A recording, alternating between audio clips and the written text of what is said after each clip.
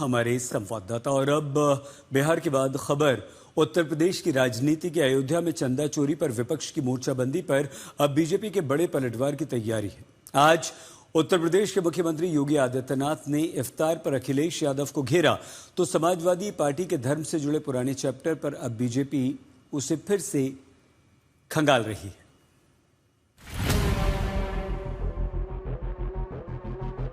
चढ़ावा चोरी पर जारी हंगामे के बीच आज जब योगी आदित्यनाथ अयोध्या पहुंचे तो हनुमानगढ़ी को लेकर एक नया सियासी चैप्टर खोल दिया।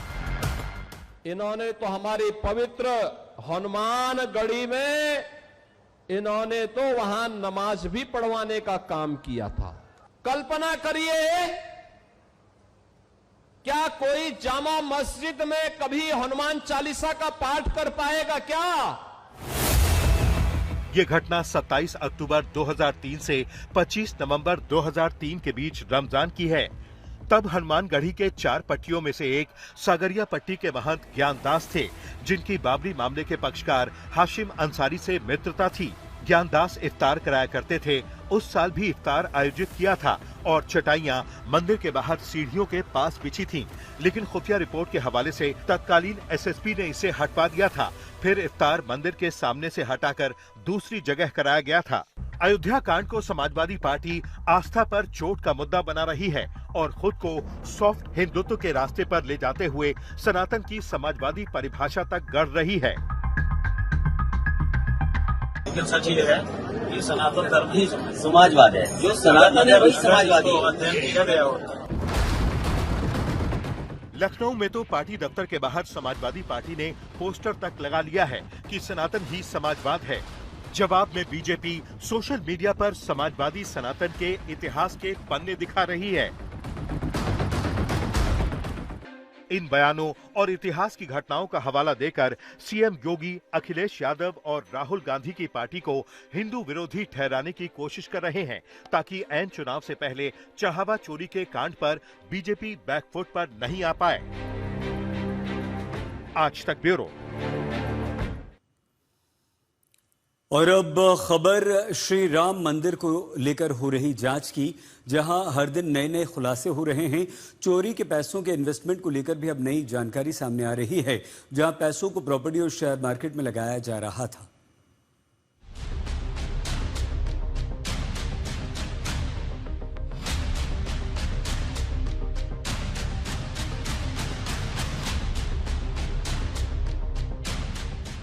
राम मंदिर में भक्तों के चढ़ावे का चोरों ने बिजनेस चला रखा था। राम मंदिर से चुराई गई रकम का शेयर बाजार में निवेश हो रहा था। इस धंधे में अनुकल्प मिश्रा और अविनाश शुक्ला का नाम सबसे आगे है। ये भी पता चला है कि चोरी की रकम उधार देकर ब्याज वसूली हो रही थी। सूत्रों की माने तो आरोपी बड़े ही शातिराना अंदाज में चोरी के पैसे को काले से सफेद बनाने में लगे थे। बैंक और वित्तीय एजेंसियों की आंखों में धूल झोंकने के लिए आरोपी चोरी के पैसे पहले रिश्तेदारों के खाते में डालते, रिश्तेदारों के खाते से पैसे आरोपियों के खाते में ट्रांसफर होते। चंद चोरों की वजह से अब ट्रस्ट के बाकी कर्मचारियों के लिए भी काम करना मुश्किल हो रहा है। मंदिर ट्रस्ट के कर्मचारियों के मुताबिक दान की गिनती से जुड़े 2 दर्जन कर्मचारी इस्तीफा देकर चले गए हैं। काम का दबाव इतना बढ़ा है कि पहले 2 शिफ्टों में होने वाला काम अब 1 शिफ्ट में कराया जा रहा है, जिससे ड्यूटी का समय 6 घंटे से बढ़ाकर 9 घंटे कर दिया गया। इतना ही नहीं, सूत्रों के मुताबिक कर्मचारियों का आरोप है कि उनका मासिक वेतन भी घटा दिया गया है और अलग अलग कर्मचारियों को अलग अलग वेतन दिया जा रहा है। उनकी मासिक छुट्टियों में भी कटौती कर दी गई है। इसका विरोध करते हुए ट्रस्ट के ईमानदार कर्मचारियों ने एसबीआई तुलसी उद्यान शाखा और संबंधित सुरक्षा एजेंसी को मांग पत्र के साथ इस्तीफे सौंप दिए।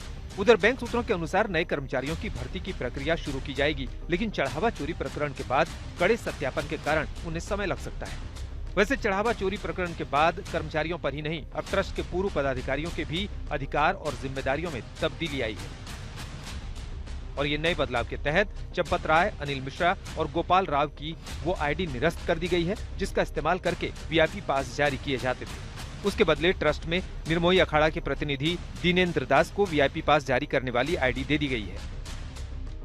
ट्रस्ट सूत्रों का कहना है कि 22 जुलाई के बाद राम मंदिर की व्यवस्थाओं में व्यापक बदलाव लागू करने की तैयारी है, जिसमें दर्शन व्यवस्था, पूजा पद्धति, राग भोग, चढ़ावा प्रबंधन, सुरक्षा, भीड़ नियंत्रण और श्रद्धालु सुविधाओं में तब्दीलियां की जाएंगी।